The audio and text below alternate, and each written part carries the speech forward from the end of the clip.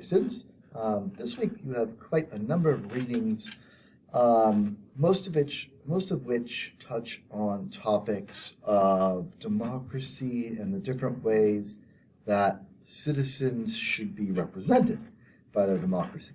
There's a lot to read. There's a lot to take in. We get multiple different perspectives from Adam Smith and Marx to Edmund Burke and Immanuel Kant. John Stuart Mill.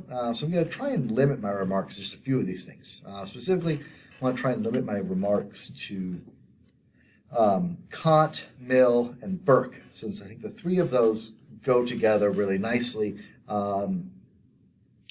Smith and Karl Marx, I would encourage you to read them. You obviously need to read them. But there's more democratic meat here in Mill, Burke, and Kant.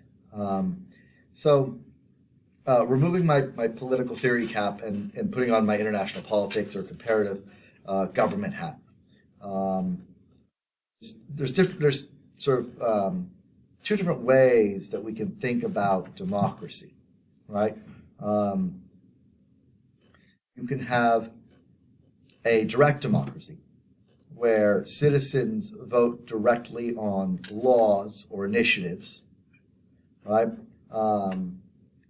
Or you can have a representative democracy or a republican system of government, where citizens elect representatives to debate and vote on laws, rules, and policies.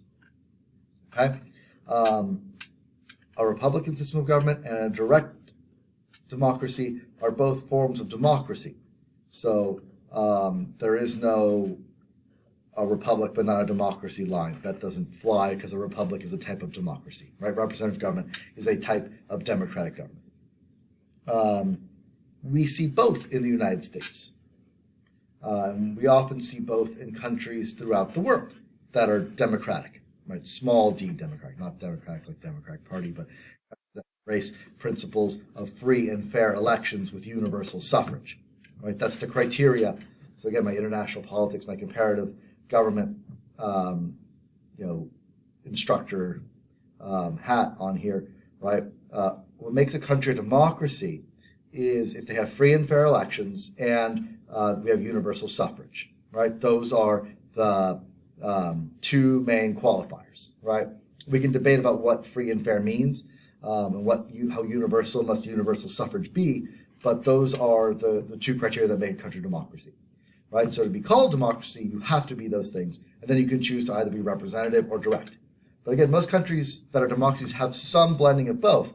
Even in the United States, we have a blending of both, right? Our national government is purely representative, right? We elect senators and congressmen and indirectly elect the president to represent us.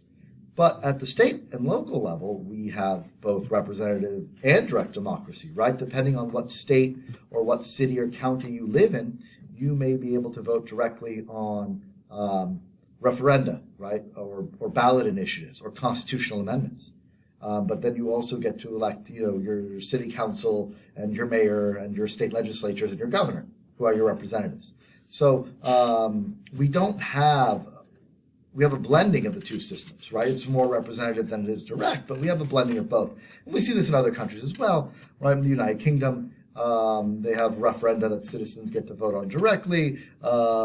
In other countries, like Nigeria, we have referenda and policy initiatives throughout democracies around the world.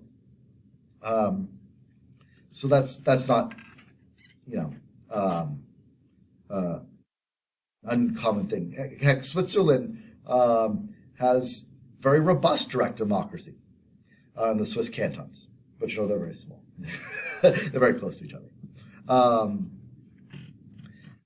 And so you can have those two types of democracy, but you can also have, right, regardless of whether you are a direct democracy or a representative system of government, you can be a liberal democracy or an illiberal democracy. And when I say liberal here, again, this is my not political theory hat, but international politics, comparative politics hat. We're not talking about liberal as in like left of center politics or left wing politics. Liberal means a country respects and protects the rights and liberties of the citizens that live in that country, right? So protections for religious or ethnic or linguistic minorities, or universal political rights for citizens, protections against encroachment of government on the rights and privileges of citizens. That's what makes a country a liberal democracy, right? Most advanced democracies are liberal democracies to various degrees, right? To scale, more liberal, less liberal. We have a fairly liberal democracy in the United States. We have some issues with suffrage and who can participate, and issues of rights and who has rights. We've been suffering those questions for a long time, and how well does our government, our system, protect those rights? But we are done a fairly decent job of being a good example of liberal democracy. Alternatively, you can have an illiberal democracy. An illiberal democracy would be a country that has elections, right? And those elections are, for the most part, free and fair. And they've got suffrage, right? And people can vote and participate. But those countries also have non-robust protections of rights and liberties. They may actively be engaging in aggression against certain groups of people within their countries, right?